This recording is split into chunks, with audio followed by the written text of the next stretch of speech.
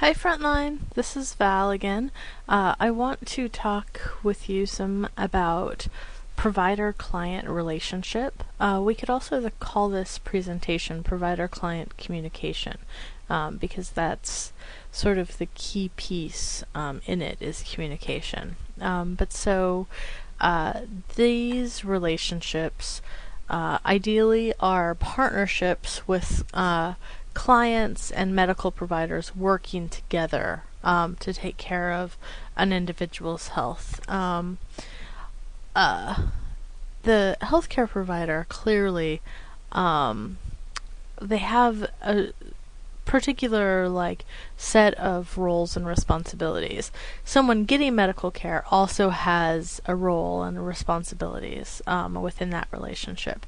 But so the healthcare provider, their role is to be on top of and be able to explain in layperson's terms the most current theories about how to treat the virus.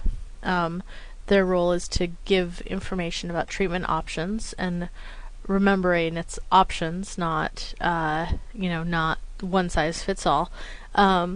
Interpret research into easily understandable language and concepts, so basically be a translator for medical language.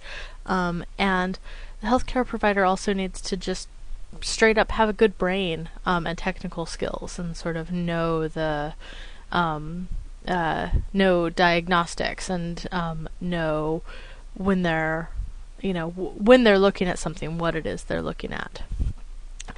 So the healthcare provider's role in this is crucial, but ultimately a client is in control of the relationship, and the person receiving medical care is the one who gets to decide what happens with their body.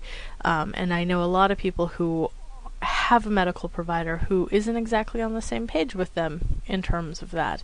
And so I would welcome any questions or feedbacks about switching doctors if that's a situation that you find yourself in. This says if your provider disagrees, maybe it's time to look for a new provider. So we're not saying switch your provider at the first sign that the two of you might disagree, because relationships have to be built, and they involve here this says both rights and responsibilities. So as a patient, you have a right to confidentiality, quality healthcare, that is healthcare that meets the standards of care. You have a right to have things explained in a way that you understand, and you have a right to have choices about your treatment. You have a right to refuse any test, procedure, or treatment. You can also get a second opinion from another healthcare provider. And as a patient, you have a right to respectful treatment. That's not going to look the same for everybody, so you have to figure out, each individual has to figure out what that means to them. And if we were all in class together, right now would be the point at which I say, what else would you have a right to? So this is going to be one of the things in the forum that we'll discuss. So a patient has also responsibilities, and that is what you can do to make the most out of your visit. So there's a responsibility to be honest and to say what it is that's really going on. You have a responsibility to come prepared to, if you're someone who can't keep stuff in the top of your brain, or can't keep more than one item in the top of the brain, and you have 3 things that you want to talk about, come prepared with those 3 things on a list so that we can make sure to get to all of them. It's also helpful to prioritize, and so of those 3 things, what is the number 1 thing that you cannot leave without talking about? We also want folks to bring information about previous treatments, like if you've been in the ER since the last time your provider saw you, was there any paperwork about what happened during the ER, if there are other specialists or providers that you're seeing, what they have you prescribed on, all sorts of stuff. And each individual has a different answer for this question, but what is the best way for you to keep track of this information? Some people like binders, some people like bags and stacks. Some people, keep this locked away in a very safe place.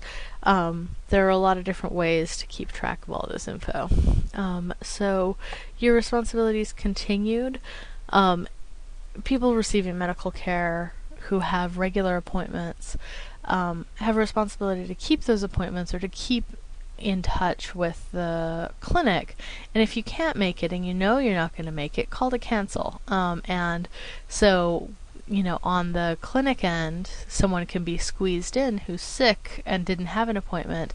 And that is a favor that gets returned back and forth without patients really even knowing about it. So the most that you can do to keep in touch with your doctor's office, the more that not just you're helped, but other folks might be as well. Keep contact information up to date. And again, what else would you put on this list in terms of the responsibilities of patients or clients? And another brainstorm, what strategies have worked well for you to create a good relationship with your healthcare provider, make the most out of your medical visits? We will be discussing that in Moodle, so I will see you there.